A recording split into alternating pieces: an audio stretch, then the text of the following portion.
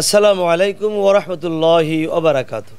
কাছের ও দূরের, দেশের ও বিদেশের যে যেখান থেকে আমাদের শুনছেন দেখছেন, নোহাল টিভির ব্যবস্থাপনায় বাংলাদেশ প্রাইভেট মাদ্রাসা ওয়েলফেয়ার অ্যাসোসিয়েশন নিবেদিত ইসলামিক জীবন অনুষ্ঠান আপনাদেরকে স্বাগত। এই অনুষ্ঠানে title sponsor Al Jahid Islamia Alim Madrasa, co sponsor Alim Chowdhury Hodge Kafela, powered by Lakshmipur ideal আলিম মাদ্রাসা। পবিত্র মাহে রমজানের ইসলামী জীবন ঘনিষ্ঠ প্রোগ্রামে আমাদের সাথে থাকার জন্য আপনাদেরকে আবারও আন্তরিক অভিনন্দন ও মোবারকবাদ জানাচ্ছি। প্রিয় দর্শক, আমাদের আজকের এই বিষয় হলো রমজান ও মানবতা। রমজান আমাদেরকে কীভাবে মানবতা এবং মানবিকতা শেখায়, আর মানব সেবা, সমাজ সেবা আমাদের জন্য কতটুকু গুরুত্বপূর্ণ, এই বিষয় নিয়ে আলোচনা করবেন আমাদের মাঝে। আমার ডান পাশে উপস্থিত আছেন বিশিষ্ট মিডিয়া ব্যক্তিত্ব, বাংলাদেশ প্রাইভেট মাদ্রাসা ওয়েলফেয়ার অ্যাসোসিয়েশনের প্রচার ও মিডিয়া সম্পাদক, আল জাহিদ ইসলামী আলিম মাদ্রাসার সম্মানীয় প্রতিষ্ঠাতা পরিচালক জনাব মাওলানা জাহিদুল ইসলাম সাহেব। আসসালামু আলাইকুম ওয়া রাহমাতুল্লাহি ওয়া বারাকাতুহু। আমার বাম পাশে আছেন আমার একান্ত স্নেহভাজন, আমার প্রিয় সহকর্মী, আল হেরা আইডিয়াল মাদ্রাসার সম্মানীয় প্রতিষ্ঠাতা চেয়ারম্যান জনাব মাওলানা মিম সোহেল সাহেব। আসসালামু আলাইকুম ওয়া রাহমাতুল্লাহি ওয়া বারাকাতুহু। সম্মানীয় অতিথি, আপনারা কেমন আছেন? আলহামদুলিল্লাহ ভালো আছেন? আমরা চমৎকার ভালো আছি। আপনি কেমন আছেন? ধন্যবাদ। নোয়াখালী টিভির আয়োজন আপনাদের কেমন লাগছে? আলহামদুলিল্লাহ, খুব চমৎকার একটি আয়োজন। মাশাআল্লাহ, আপনাদেরকে অভিনন্দন জানাচ্ছি আমাদের নোয়াখালী টিভির পক্ষ থেকে আজকের এই প্রোগ্রামে এসে আমাদেরকে ধন্য করার জন্য। তো আমাদের আজকের বিষয় হলো রমজান ও মানবতা।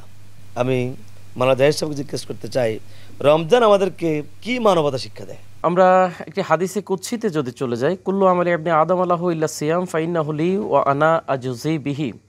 আল্লাহ রাব্বুল আলামিন হাদিসে কুদসিতে শুরুতেই বলেছেন প্রত্যেকটি আমল বনি আদমের, কিন্তু এই রমজান বা রোজা এমন একটি ইবাদত যেটি আস-সাওমুলি ওয়া আনা আজুজি বিহি, এটার প্রতিদান আমি নিজ হাতে দেব। এখানে মানবতা দেখেন, ফাইন সাব্বা আহাদুন আও কাতালাহু ফালিয়াকুল ইন্নী আমরুস সাইম। একজন ব্যক্তিকে মারধর করছে, এই মুহূর্তে যিনি মার খাচ্ছেন তিনি বলবেন যে আমি রোজাদার, আমাকে ছেড়ে দাও। এখানে কিন্তু মারাত্মক একটি মানবতা ফুটে উঠেছে।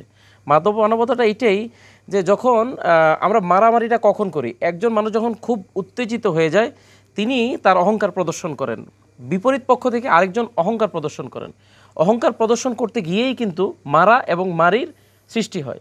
এখানে যদি একটি পক্ষ ধৈর্য ধারণ করতে পারে, সেখানে কিন্তু মমিনে কাটাকাটি, মারামারি, হানাহানি এটা থাকবে না। এটা হচ্ছে মানবতার একটি চূড়ান্ত শিক্ষা বলে আমি মনে করি।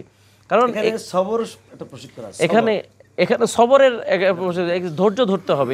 এটা কিন্তু রমজান মাসে এই মানবতাটা শিখায়।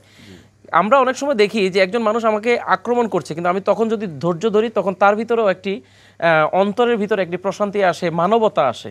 এইটি কিন্তু রমজান মাসে আমাদেরকে শেখাচ্ছে। ধন্যবাদ।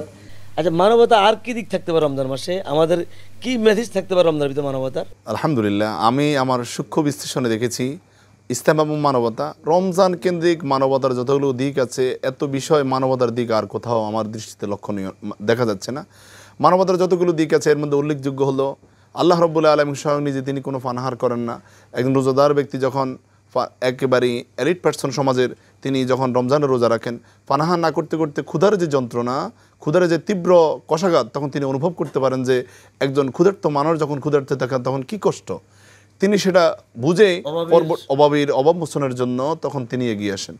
এরপরে হচ্ছে ইসলাম মানবতার, এই জন্য আমাদেরকে সাদাকার ব্যবস্থা করতে, এই কারণে ইসলাম ব্যবস্থা করেছে সদকা। ঈদগাহে যাওয়ার আগে আগে সদকা দেওয়ার জন্য প্রত্যেক ব্যক্তির জন্য ওয়াজিব করে দিয়েছেন। ওই দিন যদি কোনো সন্তান জন্মগ্রহণ করে সেই দিনও তাকে সদকা দিতে হবে। এক্ষেত্রে আমি বলবো সদকার ইসলামী ফাউন্ডেশন কর্তৃক যে ছোট্ট নির্ধারণ করে দেয়, 1 কেজি খেজুর বাজারে অনেক সময় দেখা যায় 100 টাকা পাওয়া যায়, 200 টাকা পাওয়া যায়। যার অর্থনৈতিক অবস্থা, কারো যদি 1 লক্ষ টাকা ইনকাম হয় মাসে, তাহলে তিনি তো 200 টাকার খেজুর হিসাব করবেন না, তাহলে তাকে হিসাব করতে হবে যে আমার ইনকাম যে পরিমাণ সে পরিমাণ। আরেকটি বিষয় আমি মোহতারাম মেহমানকে আমি বলতে চাই, ইসলাম ও মানবতা রমজান কি শিখায়, সেটা হলো রমজান মাস যখন আসছে, হাদিস শরীফের ভিতরে এসেছে আল্লাহ রাসূল কারি হেল মুরসাল, সকালবেলার মৃদু বাতাস যেভাবে প্রবাহিত হতে থাকে।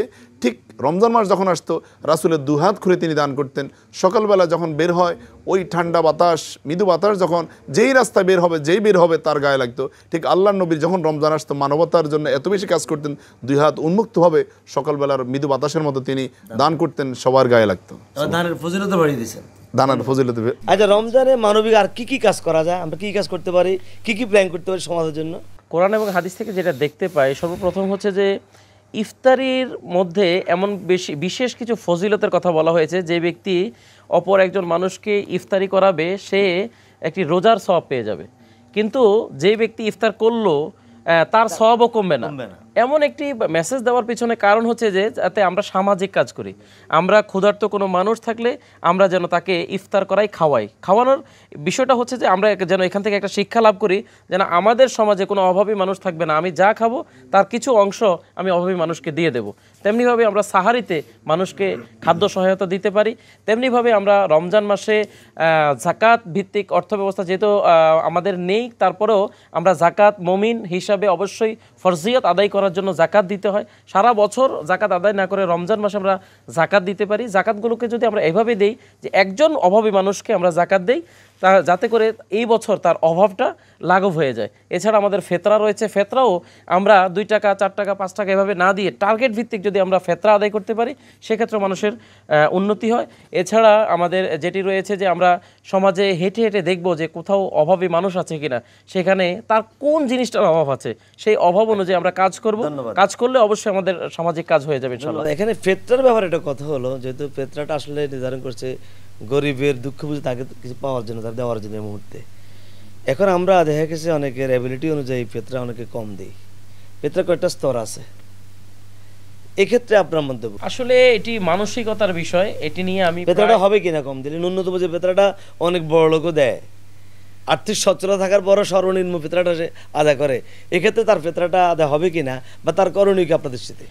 আমি এক্ষেত্রে বলবো যে আল্লাহ রাব্বুল আলামিন অন্তর্যামী, তিনি অন্তরের খবর অবশ্যই রাখেন। এখানে কোনো ব্যক্তি যদি চালাকি করে থাকে অবশ্যই আল্লাহ রাব্বুল আলামিন তাকে পাকড়াও করবে। আমি যে বিষয়টা খুব ব্যথিত হই যে সমাজে অনেক ধনাঢ্য মানুষ আছে যিনি উচ্চ লেভেলের ফেতরা দিতে পারে, যেখানে 4000 4500 টাকা ফেতরা আসে, তিনি সেটাকে তোয়াক্কা না করে মনে হচ্ছে যেন উনি কোনো মতে বাঁচতে চায়, সেক্ষেত্রে 60 টাকা 70 টাকা এরকম ফেতরাগুলো তিনি দিয়ে থাকেন। এক্ষেত্রে দেখেন কোরবানের গোশত যেহেতু খাওয়া যায়, সুতরাং কোরবানের এই পশুর যত দাম দিয়ে কিনার প্রতিযোগিতা বেড়ে যায়। আর ফেতরা যেহেতু দিয়ে দেওয়া হয় এখানে কমের প্রতিযোগিতা করা হয়। এক্ষেত্রে আমাদের মনে হয় সংশোধন হওয়া উচিত যে আমরা যদি কোরবানের গোশত খাওয়া যাওয়ার কারণে দাম বেশি দিই, আর ফেতরা আমরা দিতে পারি, যত বেশি দাম আদায় গরিব উপকৃত হবে। আল্লাহ এবিলিটি দিয়েছে, সেটা দিলে আমাদের শুকরিয়া আদায় হবে। যাই হোক, ধন্যবাদ আপনাকে। যে মিম সোহেল হোসেন সাহেব, আপনাদের জানতে চাই যে আমরা রমজানে সামাজিক কাজের যে সামাজিক সংগঠনগুলো যে কাজগুলো করে তা অন্য থেকে টাকা উঠাইয়া আরেকজনকে দান করে, সে দেখা গেছে কালেকশন করে দান করে, অথবা বিভিন্ন সমাজে দেখা যায় কয়েকজন মিলে একাত্র করে কিছু চাঁদা উঠাইয়া অন্য থেকে চাঁদা নিয়ে সমাজের গরিবদেরকে সম্মিলিত তারা ইফতার দেয়, যেন তারা কারো হাত পাইতে না হয়। এই কাজটা আপনি কীভাবে দেখেন? রেনেসার কবি ফরুক আহমদের একটা কথা আমার মনে পড়ে গেল আপনার কথার প্রসঙ্গে। তিনি বলেছেন, হে যুব সমাজ, তোমরা জাগিলে সমাজ জাগিবে, তোমরা মরিলে সমাজ মরিবে। যুবক যারা আছে, যুবক তো তারা আমার বলিতে দ্বিধানে, আমি আজ তাহাদের দলে যাহারা কর্মী নন ধ্যানী, ইহারা থাকেন শক্তির পিছনে রুধির ধারার মতো গোপন, ফুলের মাঝে মাটির মমতা রসের মতো অলক্ষে। তো ওই গানের মধ্যে, যৌবনের গান, প্রবন্ধে নজরুল ইসলাম লিখেছেন, সেই কথা বলে গেছেন তিনি সেখানে, যে যুবক যারা আছে, যেখানে রাষ্ট্র মেরামতের কাজে যুবক এগিয়ে আসবে, সমাজ সংস্কারের কাজে এগিয়ে আসবে, দেশ গড়ার কাজে যুবক এগিয়ে আসবে, সেখানে এটা যুবক যারা আছে যে সমাজের মধ্যে, ওই যুবকরা যদি এই কাজে এগিয়ে আসে আমি সাধুবাদ অবশ্যই জানাই। প্রিয় দর্শক, আমরা আলোচনা এখানে শেষ করছি।